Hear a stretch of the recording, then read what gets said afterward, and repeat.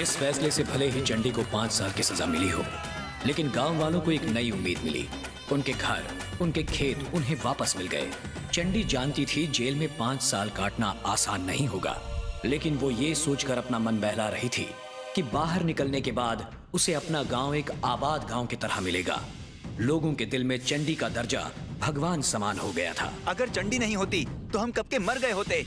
चंडी की हिम्मत और हौसले की वजह से हमें हमारा हक मिला है। एक औरत होते हुए भी उसने मर्दों जैसा काम किया है। उसने अकेले गांव वालों की जमीन, घर और खेत दिलाए हैं। उसे एमएलए बनना ही चाहिए। चंडी रॉक्स, चंडी जिंदाबाद, जिंदाबाद। चंडी अगर इलेक्शन में खड़ी होती है तो मेरा वोट उसी को जाएगा। हम तुम्हारे साथ हैं चंडी, इलेक्शन में जरूर खड़ी होना। लोग तो इसके दीवाने हैं। जी सर। ये औरत है या कोई देवी? ये वही है जिसने उन गरीबों की जमीन वापस दिलाई थी। अच्छा सर, हाँ? कई पार्टियां इसके पीछे पड़ी हैं। हाँ। वो चाहती हैं ये उनके लिए इलेक्शन लड़े। नहीं नहीं, तुम इसे हमारी पार्टी में शामिल होने के लिए कहो। ऐसे लोग हमारी पार्टी के लिए बहुत जरूरी हैं। तुम हमारे एमएलए से कहो जेल में जाकर इससे अभी मिले। मैडम, आपसे बाहर कोई मिलने आया है। नमस्ते। नमस्ते। आप लोग? हम एलएमपी पार्टी के एमएलए हैं। हम चाहते हैं कि आप हमारी पार्टी में शामिल हो जाइए। हक की लड़ाई लड़ने वाली आप जैसी औरत को तो पॉलिटिक्स में आना ही चाहिए। हाँ। तभी तो इस देश का भला होगा। प्लीज मैडम, मना मत कीजिएगा। नमस्ते सर। हाँ, ओके। मैडम, सीएम साहब आपसे बात करना चाहते हैं। नमस्ते सर। रावण की कहानी अभी खत्म नहीं हुई। दुनिया में अब तक बहुत बदलाव हो चुके हैं। तुमने अपने गांव की लड़ाई लड़ी, उसे देखकर बहुत सारे गांव जाग उठे हैं। तुम जैसे बहादुर लोग शांत बैठ गए तो समाज में क्रांति की आग बुझ जाएगी। सिपाही का काम है देश की रक्षा करना और नेता का काम है प्रजा की रक्षा करना। इसीलिए तुम्हें अब शामिल हो जाना चाहिए हमारी पार्टी में।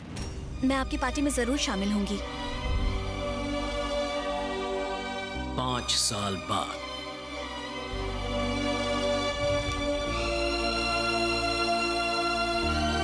नमस्ते।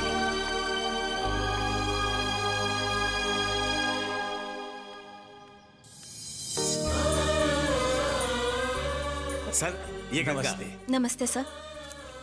Thank you very much. मुझे इस बात पर बहुत नाज है कि शास्त्री परिवार हमारी पार्टी से जुड़ गया है। मुझे उम्मीद है दूसरी औरतों को भी हौसला मिलेगा। All the best. Thank you sir.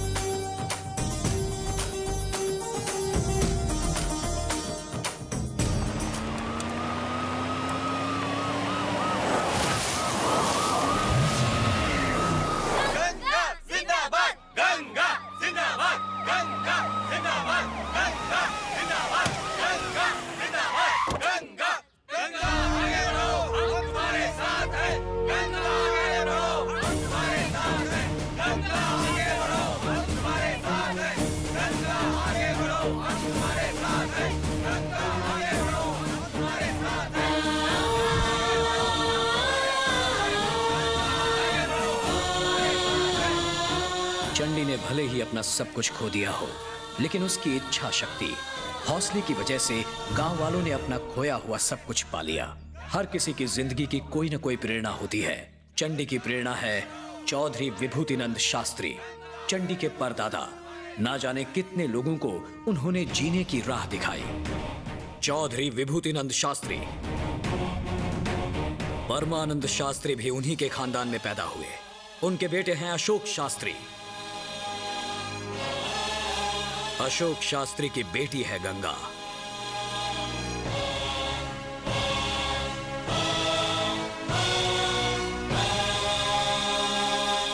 Ganga, क्या हुआ भैया? गंगा कहाँ है? वो आखिर बात क्या है? भैया वो किसी कंपटीशन में हिस्सा लेने के लिए गई है।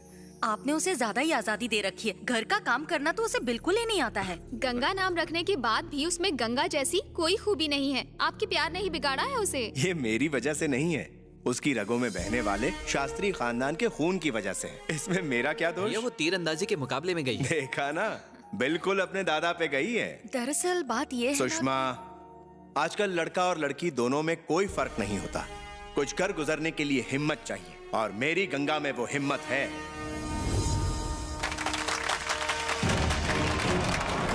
जो जो इस प्रतियोगिता को जीतेगा उसे गोल्ड मेडल के साथ शास्त्री पुरस्कार दिया जाएगा। रेडी?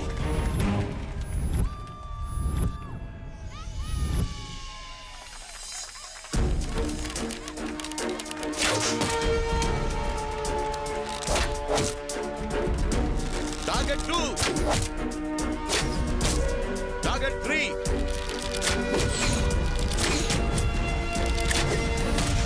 अगली प्रतियोगी शास्त्री खानदान से गंगा।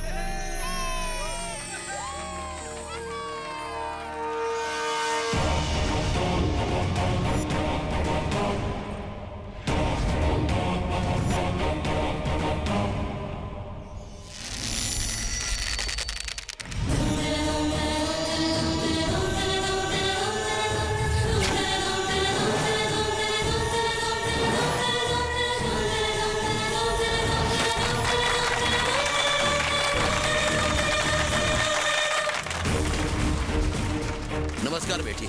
ऐसे कारनामे सिर्फ शास्त्री परिवार के सदस्य ही कर सकते हैं।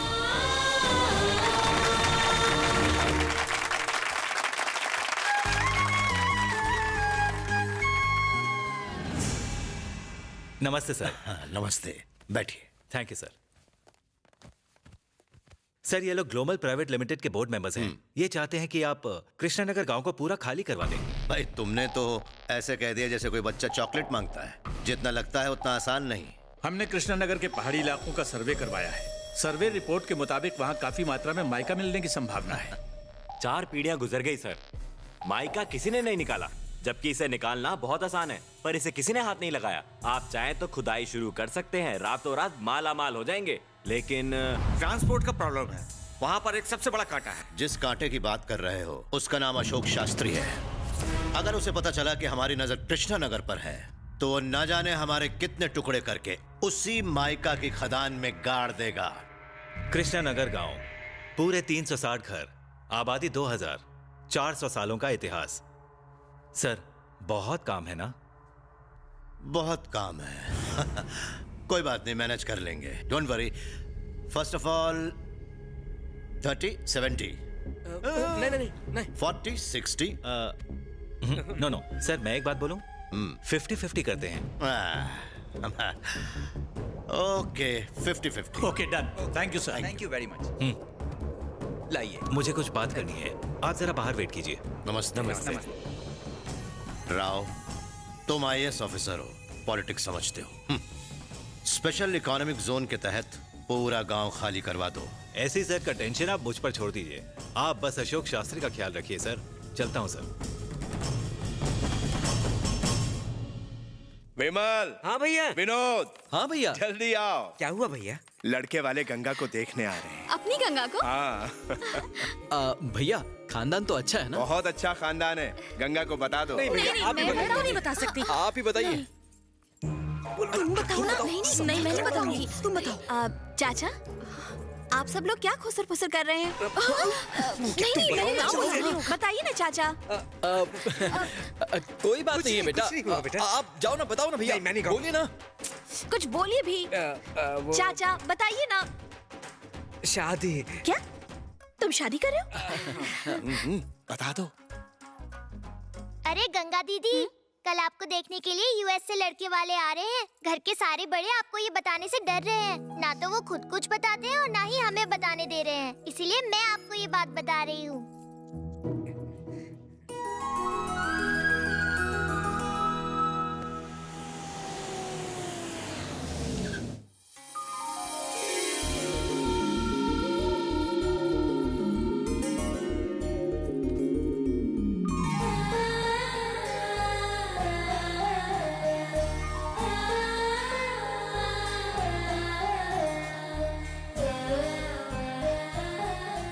मैं इनसे अकेले में कुछ बात करना चाहता हूँ।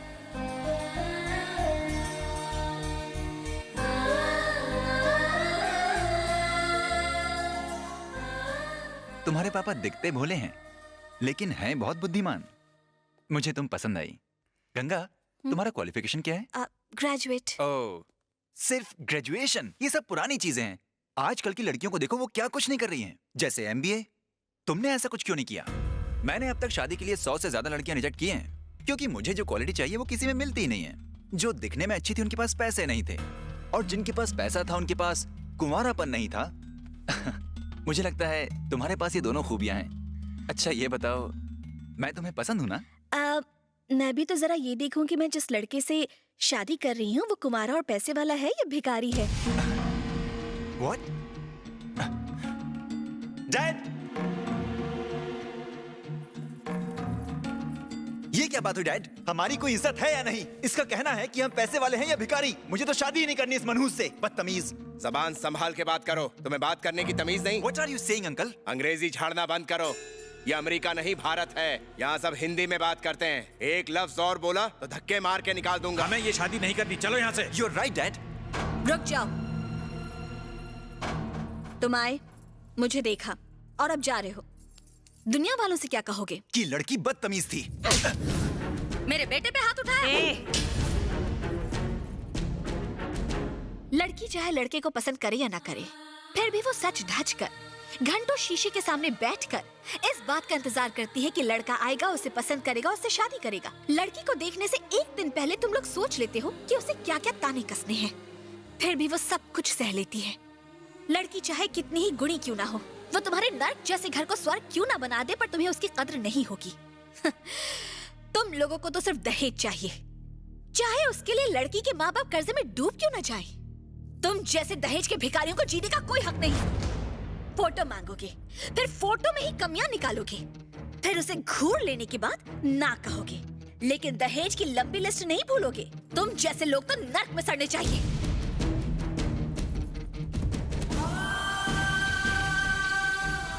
पापा, मैंने गलत तो नहीं किया ना? नहीं बेटा, गलती तो मुझसे हुई है, जो मैंने ऐसा रिश्ता ढूंढा